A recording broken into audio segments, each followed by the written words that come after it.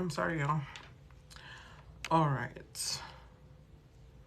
Let me make sure my phone is charged.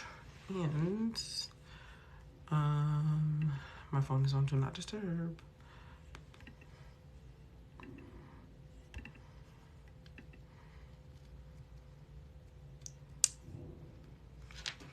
All right, so for those of us who've been asking for grant opportunities specific to mothers, here we are. The day has arrived. We got some mommy grants. What helped us win if we won? That's what I wanted to say. Okay. And then we're going to do the things, right? We're going to go through the qualifications, the eligibility requirements, see if we qualify for it. We're not going to disqualify ourselves. If push comes to shove, we're just going to pivot and like kind of finesse it, see how we can answer the question. If it just doesn't make any sense, it doesn't make any sense for us. And then we move on with our lives. All right, y'all? That's how we're going to do this. So with that being said, anybody have any questions before we get started? Should we set a light goal for this session? Because this application is actually pretty short.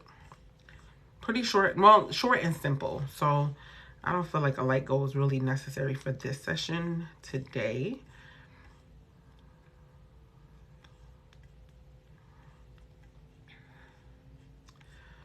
All right. No, we're not going to set a light goal. Whatever happens, happens. All right. Also,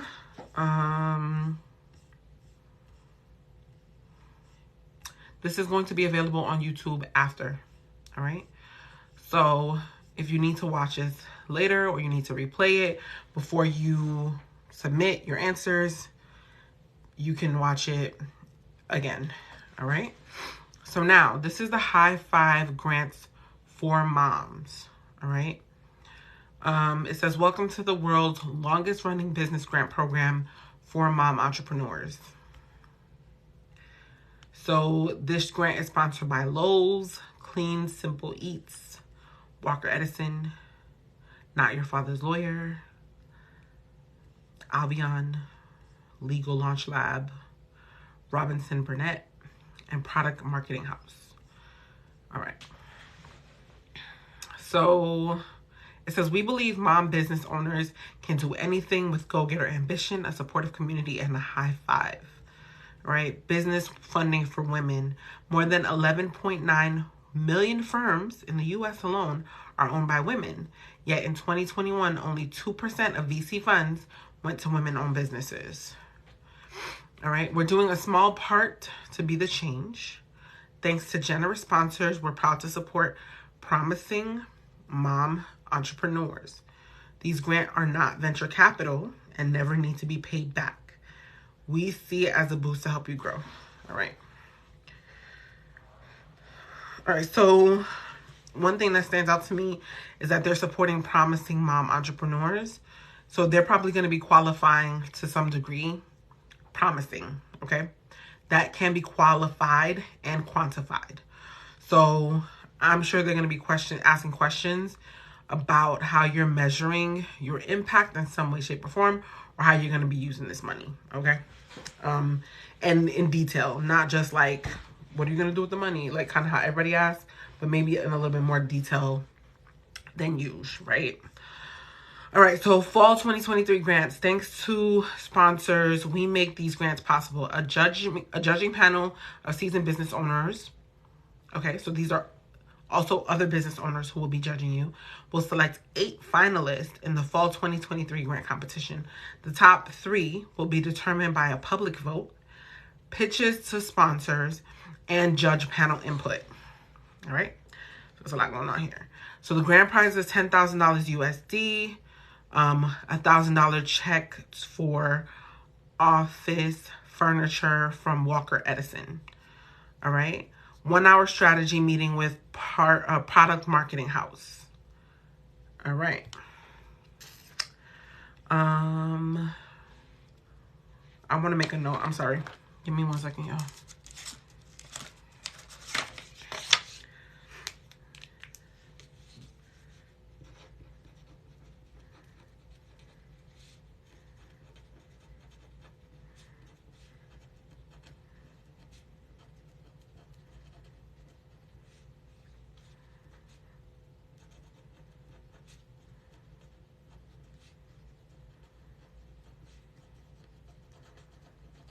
Okay.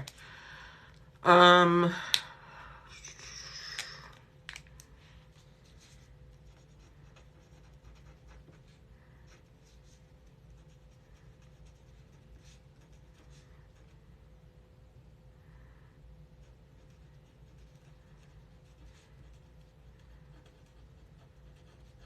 all right, great.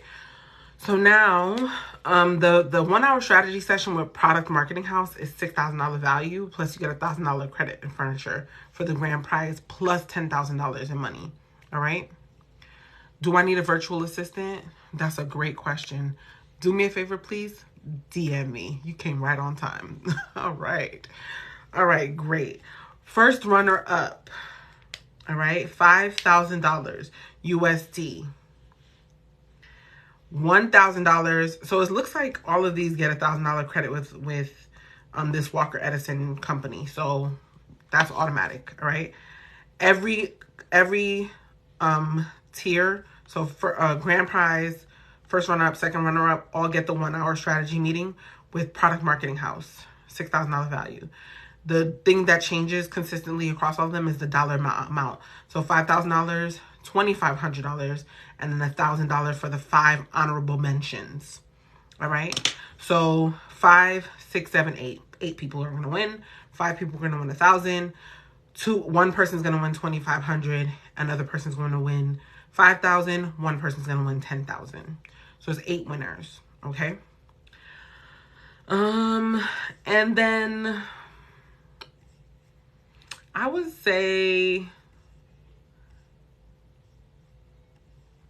maybe read into the other ones. Let me see what the other finalists look like. I like to look sometimes.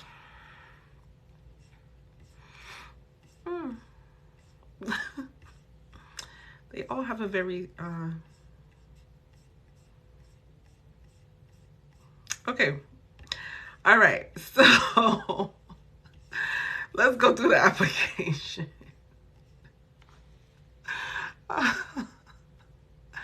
All right. Any questions before we get started?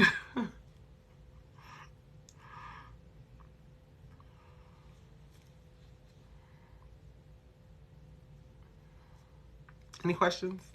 No? Yes? Maybe?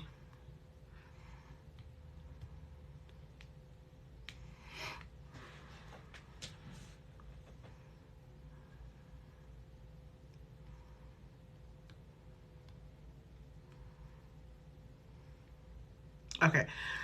So it says, hey mama, bravo on building a business while raising kids. Please complete all application questions and stay within the requested word count. We highly recommend completing this application on a desktop computer and not a mobile device. Since a submitted application is final and is not able to be edited, we also recommend writing your answers first in a Word document or Google Docs so that you're not lost in the event of your computer crashing. It's happened before. High five to you. Okay, so kind of what we've already discussed. All right, so first things first, they're going to ask you for your full name. It's going to ask you for your address. I would say put your business address here, please. Phone number, put your business phone number, business email address. So business email address is going to be the email address that's tied to, like, for example, info at your name, your business name, right? So not Gmail, Hotmail, Yahoo, whatever, all right? And then it says, how did you hear about this grant? So since we're going through the grant application itself, if you're hearing it from us, I ask that you put Mental Money Podcast, please. It really does help and it really does make a difference, all right? But if you heard it from somewhere else, then put where you heard it from. All right, but there is an option to type in something about other where you heard it from, all right? And then what is the age or are the age of your children or child? So it's asking about the age of your children, company name, when did you start your business website. So it's asking about your business website as well. All right, you know what I missed? I'm sorry, y'all. The deadline for this. Let's look at the deadline. September 30th.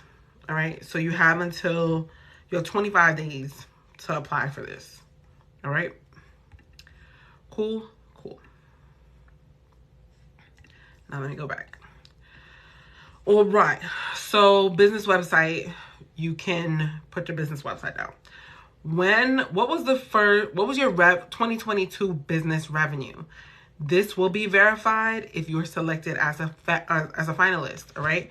How they verify this, I don't know, because I don't work for them. I don't know who these people are.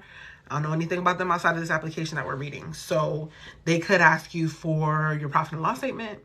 They could ask for a letter from your accountant or your CPA. They could ask you for your tax returns, right?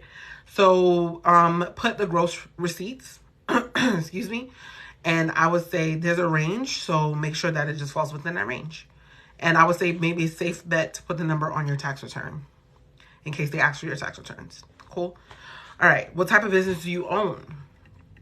Now, the type of business that you own, the options are like product, service, technology, more than one of the above, or other. If you click on other, there is nothing you can type in, okay? So if it's other, it's other. What does your business do, and who is your ideal customer, right? So now we get to answering the questions. Any questions before we get started, for real? I know I've asked that before, but I'm just trying to make sure we're all set before we get started, for real.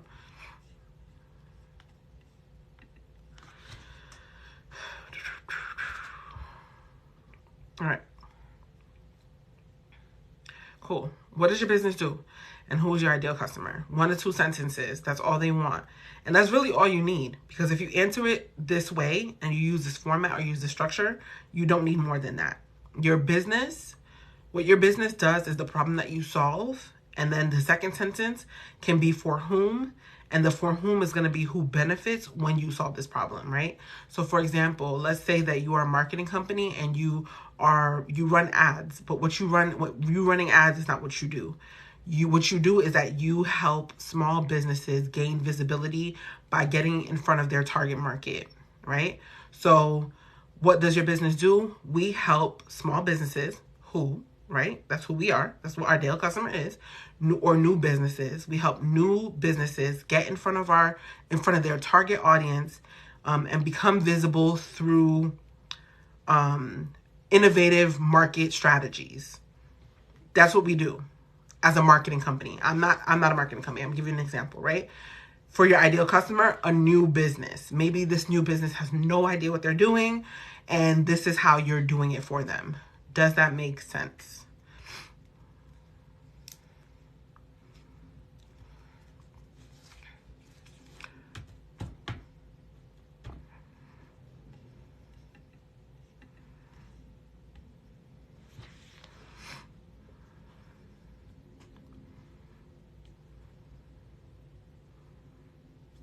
I need feedback, y'all.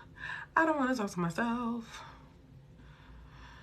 Does that make sense how we formatted that answer in 1 to 2 sentences? Well, technically 1 sentence for real, but does that make sense?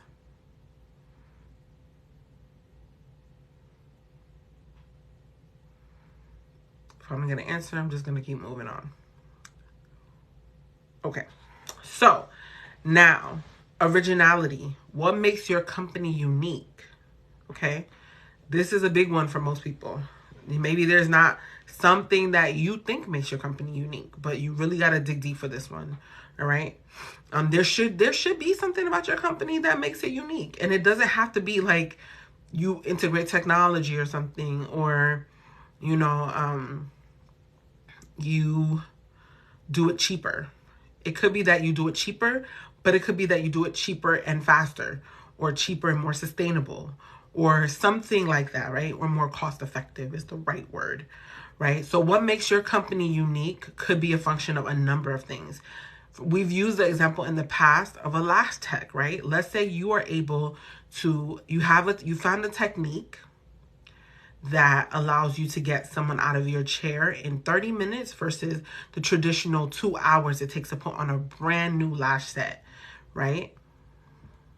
So that would be what makes your company unique, because you found a technique that allows you to, one, be able to do this a lot faster than the market calls for, or a traditional technique would call for, but also you're able to see more consumers. You might be able to charge the same thing or maybe charge even a little bit less, but because you are able to see more consumers, you're able to make more money. Please let me know if that makes sense.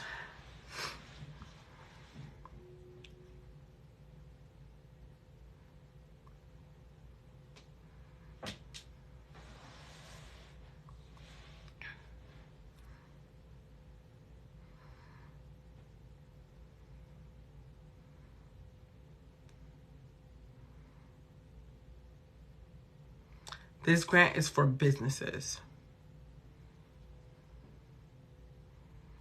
Okay.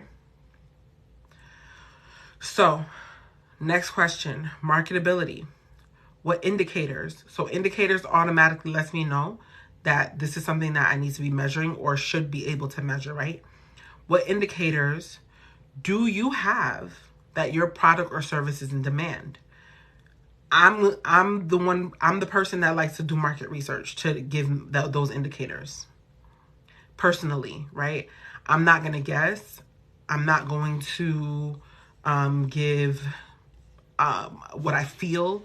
I see that a lot. Like, oh, I feel like my product is going to be in demand because of this and that. No. So we're going to use data. We're going to use research. And our answer is going to be driven, keyword, by data and driven by research. So when you're answering this question, you would say, we have conducted market research and the data suggests that this market, this industry, this segment is trending upwards. The market's growth rate is projected to do this much, and the drivers are XYZ. Okay, that is a very educated answer as to what could indicate that your product is going to do well in the future. Is it the only indicator? No, but is it one of the better ones? In my opinion, yes. All right. What's another indicator?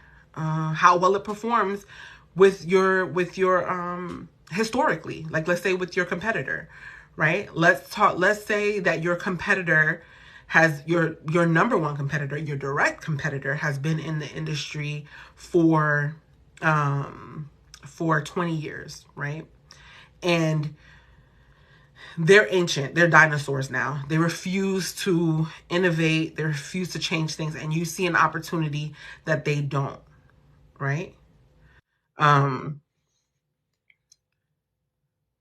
If you see this opportunity and you're able to show how this thing that is historically already been in demand, the demand is not changing. Matter of fact, the demand is still going up, but you're now innovating on that demand and maybe tailoring to a new segment, or you're marrying two segments that are now going to be, that will now increase the number of people that are going to be interested in this, or you're changing something about it that will allow you to do better in that sub-segment or segment or market.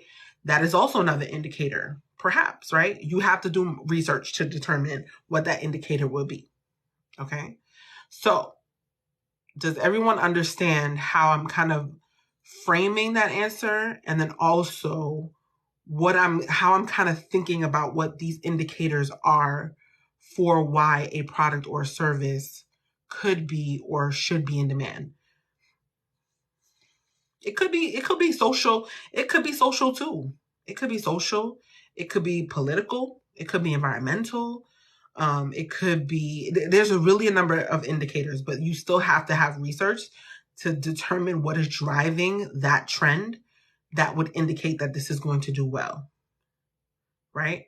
So, what are your thoughts on being able to do that, or confidently being able to look into that?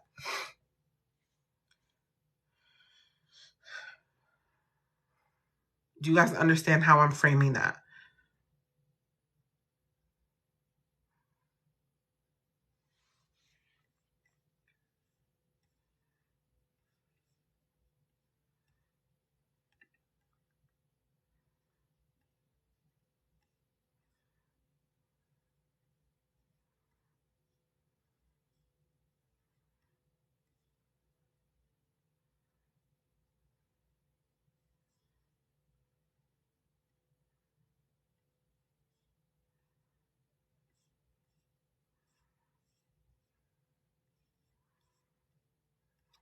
Okay. I'm not getting very much feedback today, so I'm just going to assume that you guys understand. Okay. So the next question is, how does your company do good in the world? And this question is based purely on impact. All right. 100% on impact. How are you creating? How is it that when your product is purchased, there is a residual net impact outside of just the one value transaction that you're having with your customer or your ideal customer? So one company that is like a super really good example of that, or super example of that, is Tom's. Remember Tom's? They used to be, well, no, I don't remember. I don't know if they're really even still relevant, but Tom's, whenever you made a purchase, a percentage of that purchase went to purchasing a pair of shoes. And it was, that shoe went to someone that was in an underserved community, right? So you knew that your purchase didn't just stop at you buying the shoes because you liked them or because they were cute or comfortable or whatever was going on with Tom's at the time, right? Tom's was the first company that I could remember really focused on impact and social enterprise, right? So how does your company do good in the world is very much an example of how Tom's was able to kind of capture some of that impact. When you have a sale, when you have a product, when you provide a service, how does it move past just that one interaction, right? So how does your company do good in the world? Okay, yes, you provide a service and that's wonderful. And then what? What else are you doing? How else are you impacting? What's the net impact? And that's something that you would have to really give some thought into, right? It's really difficult to answer that question in this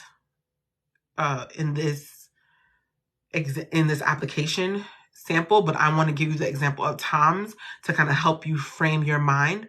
And if you're not 100% sure, there's a framework called the theories of change that will allow you to understand how, if you implement certain parts of your business, they should be able to, like the way a theories of changes is input to output. If you do one thing, what's the output of it, right? If you add one, if you educate a child, are they able to have a marketable skill? That marketable skill should be able to increase their marketability by X percent. That X percent should be able to help them get a job that will be able to give them more runway in the world in some way. For example, let's say they're able to get a job that will pay them 10% or 20% more than that person who didn't have that educational piece. And then now that they have that 10% more, they're able to contribute to their community in some way. So all of those pieces. So it doesn't just stop at you educating that person. It goes down the line until all the way down into that person's community. Does that make sense?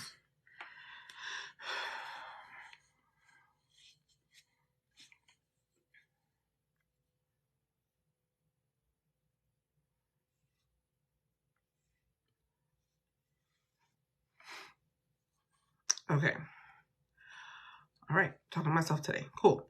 So next question is about, what is your vision for your company's future? So your vision is your ultimate goal. Like what you see, it's your biggest dream. Like how many people you want to serve, how many people you want to impact, the reach that you want to have, like the biggest, wildest dream, the number of customers that you want to see served, like just the wildest thing in the world, right? Something that you feel like is the most intangible thing, but that's what you want for your goal, for your customer, for your end user. For example, right? For let's say this was the business, right? And I want to see every minority woman funded, every minority business woman funded or educated on how to fund their businesses and operate their businesses successfully. Every single one. That's the biggest vision, right? Is it possible? Who knows? But if that's the goal, then it's kind of like aim for the sky, shoot for the stars, land in the sky up. I don't know. You know what I'm trying to say. Aim for the stars. What is it? How does it go? Shoot for the moon, land on the stars, something like that. You know what I'm trying to say. Anyway, so what is your vision for your company, right? For your company's future? How big, how far, how fast, how much impact do you want to have? That's your vision, all right? How would you use a $10,000 grant to grow your business? So remember, businesses are funded in order to help move a project, process, or something along. They're not meant to save your business if they're drowning. That's not what that is, right? So this is specifically focused on growth. So one thing that we need to focus on when we're answering this question is, how is it that when you apply this $10,000, you're going to get a return on your investment, right? Or there's going to be a return realized, most importantly, right? So first thing you want to know is, what do you need to pay for that's going to be able to move your project forward? Are there recurring costs? Is there a one-time startup cost that you need to account for? That could be things like your logo, even if you're a startup, right? Because they didn't specify. Well, it says, well, I guess a startup doesn't really count here because it's asking about 2022 revenue. So you at least have to have a year in business, right? So let's say you're running a specific project, then you'd want to know at the minimum your one-time startup costs and your annual operating costs. Okay? For sure. Now, how those funds are going to be used, you can also create a justification for those costs and how those costs are going to generate an ROI. Or if you have projections, you could just say that $10,000 applied to your business will allow you to realize a return of this much money and will grow your business between X percentage to X percentage between year 1 and year 5, right? Once those funds are applied, and then talk about how you're going to apply those funds. You only really have 100 words. It's not too many. So you really got to be cute about how you kind of position those words. But how it's going to help grow your business is making sure that you're articulating money in ROI. All right. There needs to be a return, because if that money is not being used and stretched, then that's not growth. And allegedly, according to these people, right? So that's the biggest thing you need to demonstrate. So they're also asking you,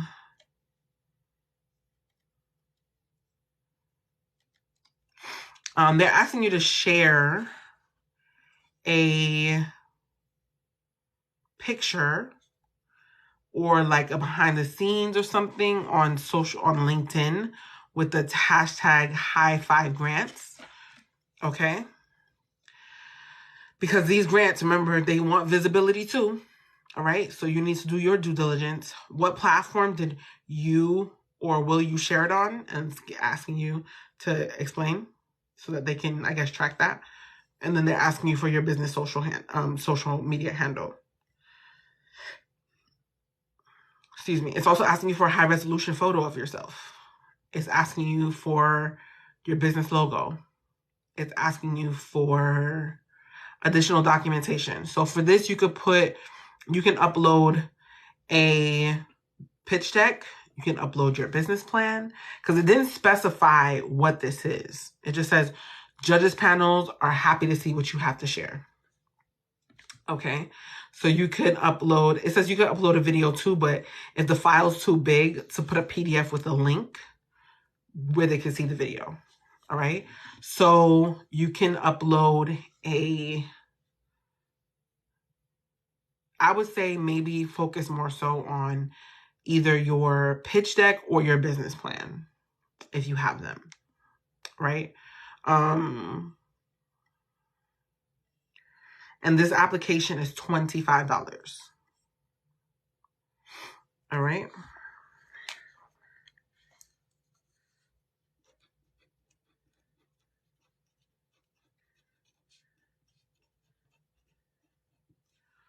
Any questions? Because that's pretty much the entire application.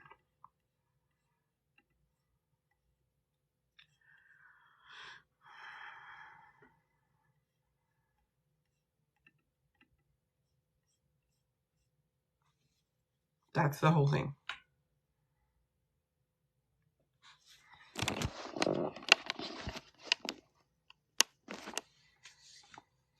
Any questions?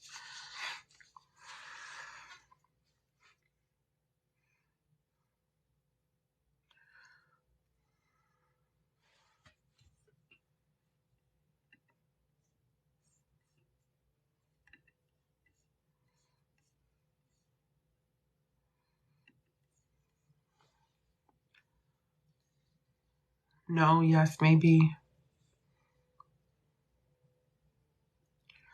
Okay, so sorry.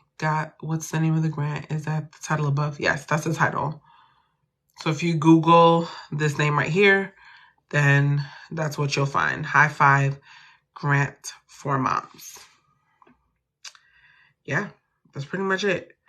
So again, this will be available on YouTube shortly. I'm going to, once we get out of here, I'm going to upload it. So maybe in the next hour or so.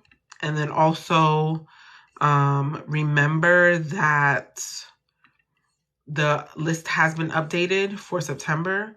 So if you want, you are more than welcome to grab that list. The link is in the bio under funding grant list. All right. If nothing else, I'm going to head out because it seems pretty quiet in here today, which is fine. But I'm going to go. And I will see you guys tomorrow. Tomorrow we are going to be doing, I'm going to tell you right now.